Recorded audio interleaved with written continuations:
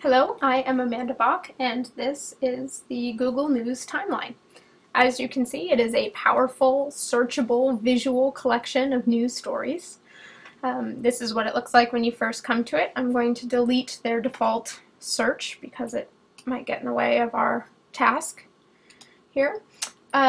After they are given some instruction and some additional information about their tasks, students will begin their research by entering a search query into this search box here at the top. One of the stories that they will research is that of the Charles Stewart murder investigation. And then they can search, and then, oh, I did a trial run, so it's already at the right place on the timeline, but you can give it a time in the date query box and click go, and you can see that the timeline immediately shows the relevant articles, and if it hadn't been on the 1990 point in the timeline, it would have recentered it onto the date that I selected. Students will need to use the summaries given of the articles to determine which ones will be beneficial to read. They may also look at the sources given. For instance, this article, lost my highlighter. This article is from the New York Times here in this column.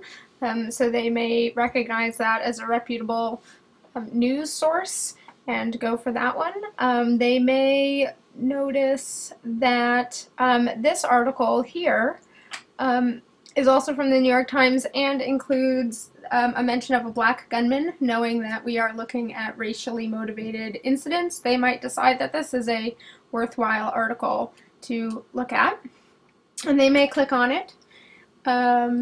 And then they will need to read the article, take notes on any information within it. This actually looks, oh, there's more underneath. This is a fairly brief article. Looks like it goes on to a few more pages.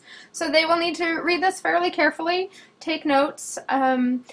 They will then return to the timeline by closing that window. The timeline does not go away when you click on an article, and look for more articles.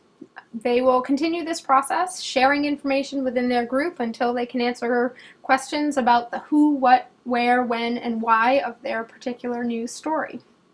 Each group will have a different story, and so each group will be responsible for sharing the details of their story with the rest of the class. So it's quite important that they find all of the answers to the questions and get as many details and different perspectives as they can.